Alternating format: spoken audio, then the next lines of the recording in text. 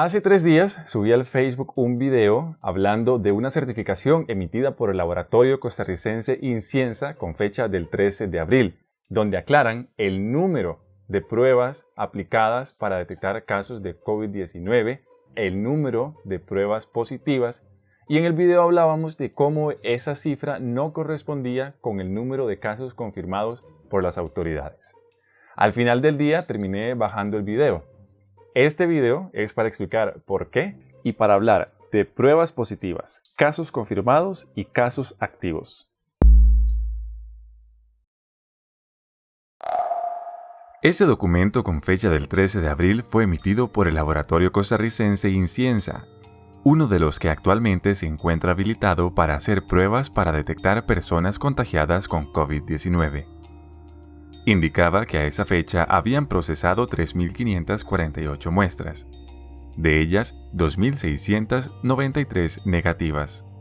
En la certificación que acompaña la nota reportan 855 muestras positivas, pero si uno mira con detenimiento el informe brindado por las autoridades para ese día, el Ministerio de Salud reporta 612 casos confirmados, personas con COVID-19.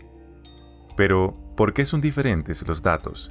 Porque un caso positivo es diferente a una prueba positiva. Vamos a utilizar a dos personas ficticias, Francis y Ariel. Ariel tiene los síntomas del COVID-19, va al centro de salud y le hacen la prueba, y marca un resultado positivo. Francis ha estado en contacto con Ariel, entonces también le hacen la prueba, pero arroja un resultado negativo. Pasan algunos días y a Ariel le vuelven a hacer la prueba para revisar si ya está sana, pero vuelve a arrojar un resultado positivo. A Ariel entonces ya le han hecho 2 pruebas y las 2 han resultado positivas. Pasan los días y a Ariel le repiten la prueba y afortunadamente arroja un resultado negativo.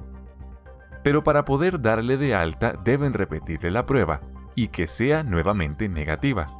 Y así es, sale nuevamente negativa. Ahora es Elena la que se siente enferma y dio positiva en la prueba. A los días le repiten la prueba, pero sigue arrojando un resultado positivo. Elena debe seguir en aislamiento para esperar y repetirle la prueba. A Elena, hasta el momento entonces, se le han aplicado 2 pruebas, las cuales han salido positivas. Con este ejemplo podemos hacer la siguiente tabla comparativa. A Ariel en total se le aplicaron 4 pruebas, 2 dieron positivas y las 2 segundas dieron negativas. Se convirtió en el primer caso confirmado. A Francis se le aplicó una prueba que arrojó un resultado negativo, por lo que no hizo falta hacerle ninguna otra prueba. Francis no es un caso confirmado. A Elena se le han hecho 2 pruebas nada más. Las 2 han salido positivas y se convirtió en el segundo caso confirmado. En total, a este momento, tenemos 4 resultados positivos y 3 resultados negativos, lo que suman un total de 7 muestras aplicadas. Pero a pesar de todas esas pruebas con resultados positivos, solo estamos hablando de 2 casos confirmados, de Ariel y de Elena. Volviendo al informe de INCIENSA, podemos ver que el número de resultados positivos puede ser mayor que el número confirmado de casos, porque hay muchas personas que han dado positivo en 2 pruebas.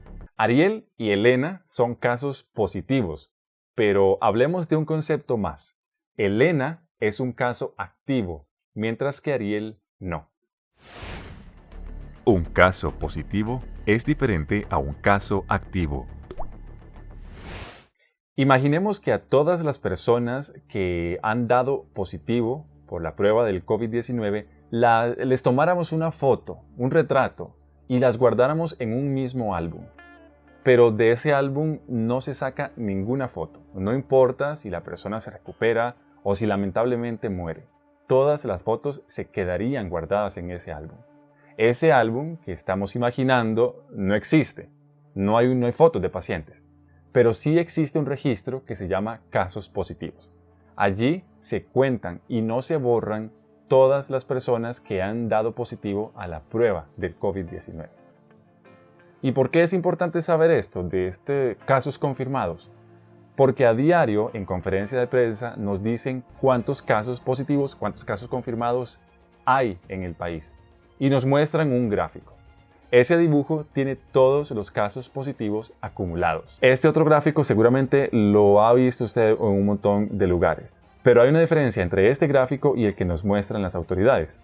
Este ilustra que hay una inmensa curva muy pronunciada de casos activos, es decir, muchas personas enfermas al mismo tiempo y muchos necesitan atención médica. Si esa curva se da, las camas, el personal, los implementos no darían abasto. En cambio, hay una curva más pequeña, menos pronunciada. Igual son personas enfermas, pero no tantas, entonces el sistema de salud puede atenderlas. Estas dos curvas tienen subidas y bajadas, pero representan casos activos. En cambio, el gráfico que nos muestran las autoridades son los casos confirmados acumulados. Ese gráfico nunca va a tener una bajada, porque ese gráfico es igual que el álbum del que hablábamos hace un momento. Cuando una persona contagiada se registra en ese gráfico, ya no se retira. Así es como luce un gráfico con ambas cifras. La línea azul representa los casos confirmados, el mismo que nos muestran las autoridades, pero la línea roja muestra la cantidad de casos activos para cada día. Podemos ver cómo ya al final los casos activos han ido disminuyendo.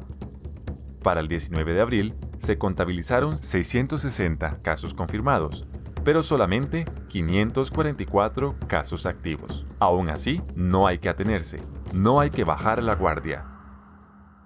¿Cómo sabemos los casos activos para cada día? Esa cifra la podemos obtener diariamente así.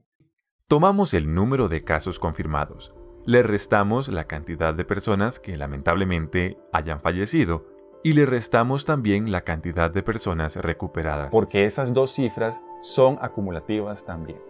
Para el día 13 de abril de 2020, habían 612 casos confirmados. De estos, 547 eran casos activos. Y por esta razón es que bajé el video anterior, porque en un momento hablé que a los casos confirmados teníamos que sumarle las personas que lamentablemente habían fallecido y las que se habían recuperado. Y esto no es así, porque en esa cifra ya sabemos que se están contabilizando todos.